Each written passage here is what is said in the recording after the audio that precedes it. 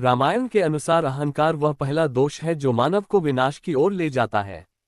यह अहंकार व्यक्ति के भीतर तब जन्म लेता है जब वह स्वयं को दूसरों से श्रेष्ठ मानने लगता है। जैसे ही मनुष्य को शक्ति, ज्ञान, धन, सौंदर्य, पद या प्रतिष्ठा की प्राप्ति होती है, वैसे ही उसमें ये भावना आने लगती है कि वह औरों से अलग और बड़ा है। ये श्रेष्ठता का भाव धीरे धीरे गर्व का रूप ले लेता है और वही गर्व अंततः अहंकार में परिवर्तित हो जाता है। अहंकार एक ऐसा मानसिक विकार है जो मनुष्य को वास्तविकता से दूर कर देता है। उसे लगता है कि जो कुछ भी है उसी के प्रयासों और योग्यता का फल है और इसमें किसी और का कोई योगदान नहीं। यही विचार उसे ईश्वर, गुरु, परिवार, समाज और प्रकृति तक के ऋण से विमुख कर देता है। रामायण हमें बताती है कि जब व्यक्ति में विनम्रता का अभाव हो जाता है और वह अपने गुणों या उपलब्धियों को अपनी पहचान मान लेता है, तब अहंकार का बीज उसके हृदय में जड़ पकड़ लेता है। यही बीज समय के साथ वृक्ष बन जाता है और अंततः व्यक्ति के पतन का कारण बनता है। रामायण में बताया गया है कि अहंकार केवल एक रूप में नहीं आता, बल्कि यह कई प्रकार का होता है, जो अलग अलग स्थितियों में मानव के मन में प्रवेश करता है।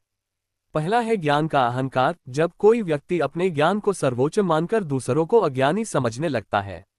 दूसरा है बल का अहंकार, जिसमें व्यक्ति अपनी शारीरिक या युद्धक शक्ति पर गर्व करता है और कमजोरों को तुच्छ मानता है। तीसरा है धन का अहंकार, जिसमें व्यक्ति अपने धन के कारण दूसरों को अपमानित करता है। चौथा है जाति का अहंकार, जब कोई अपनी जाति या कुल को श्रेष्ठ मानकर दूसरों को हीन समझता है। पांचवा है यौवन का अहंकार, जिसमें व्यक्ति अपनी सुंदरता या जवानी पर घमंड करता है। छठा है पद या सत्ता का अहंकार, जब कोई उच्च पद या अधिकार को अपनी श्रेष्ठता का प्रमाण मानता है। सातवां है भक्ति का अहंकार, जिसमें व्यक्ति यह सोचता है कि वह ही ईश्वर का सबसे प्रिय भक्त है। और आठवां है त्याग या तप का अहंकार, जब कोई अपनी साधना, व्रत या तप को सबसे बड़ा मानकर अभिमान करता है। ये आठों अहंकार मानव को पतन की ओर ले जाते हैं। रामायण में रावण अहंकार के चरम स्वरूप का प्रतीक है। वह अत्यंत विद्वान था, वेद शास्त्रों का ज्ञाता, महान तपस्वी, अपार बल का स्वामी और सोने की लंका का सम्राट था। उसका कुल राक्षसों का था, लेकिन उसमें ब्राह्मण और ऋषियों का रक्त भी था। वह शिव का अनन्य भक्त था और अनेक वर्षों तक कठिन तपस्या करके उसने वरदान प्राप्त किए थे। इन सब गुणों के बावजूद उसने इनका उपयोग विनम्रता और सेवा में न करके अहंकार में किया।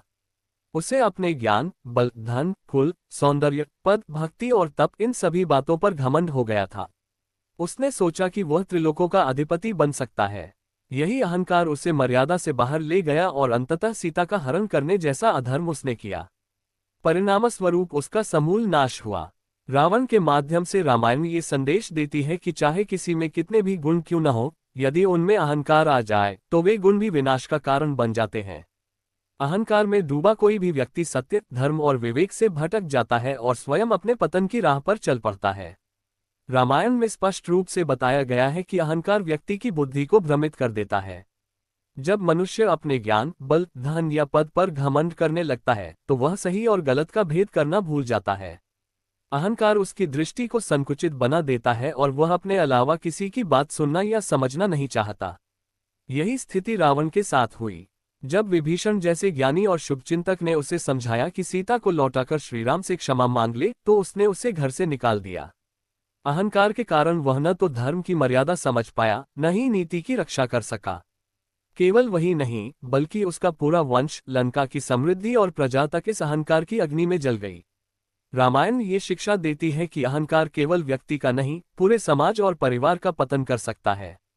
एक अहंकारी राजा का पतन पूरे राष्ट्र को संकट में डाल सकता है। इसलिए हमें सदैव विनम्र, सजग और मर्यादित रहना चाहिए, क्योंकि अहंकार एक ऐसी आग है जो सबसे पहले अपने ही घर को जलाती है। रामायण केवल एक कथा नहीं, बल्कि जीवन जीने की कला है। इसमें अहंकार जैसे गंभीर दोष से मुक्ति का मार्ग भी बताया गया है। प्रभु श्रीराम स्वयं भगवान होते हुए भी पूर्णतः विनम्र, मर्यादित और सेवाभावी थे। उन्होंने कभी अपने पद, शक्ति या ज्ञान का घमंड नहीं किया। वनवास के समय उन्होंने साधारण वेश में रहकर कठिनाइयों को सहा, शबरी जैसे निम्नवर्गीय भक्त का प्रेमपूर्वक स्वागत किया और वानरों व भालुओं से मित्रता की। ये सभी उदाहरण हमें सिखाते हैं कि विनम्रता, सेवा, समर्पण और ईश्वर भक्ति ही अहंकार से मुक्ति के साधन हैं। जब मनुष्य ये स्वीकार कर लेता है कि उसके पास जो कुछ भी है वही ईश्वर की कृपा है, तब उसके भीतर कृतज्ञता उत्पन्न होती है और अहंकार स्वतः नष्ट हो जाता है। श्री राम का जीवन इस बात का प्रमाण है कि सच्चा महान वही होता है जो अपने गुणों पर गर्व नहीं, बल्कि दूसरों की भलाई के लिए उनका उपयोग करता है। यदि हम श्री राम के आदर्शों को अपनाएं, तो हम अपने अंदर छिपे 8 प्रकार के अहंकार को पहचानकर उन्हें त्याग सकते हैं और सच्चे अर्थों में धार्मिक व संतुलित जीवन जी सकते हैं।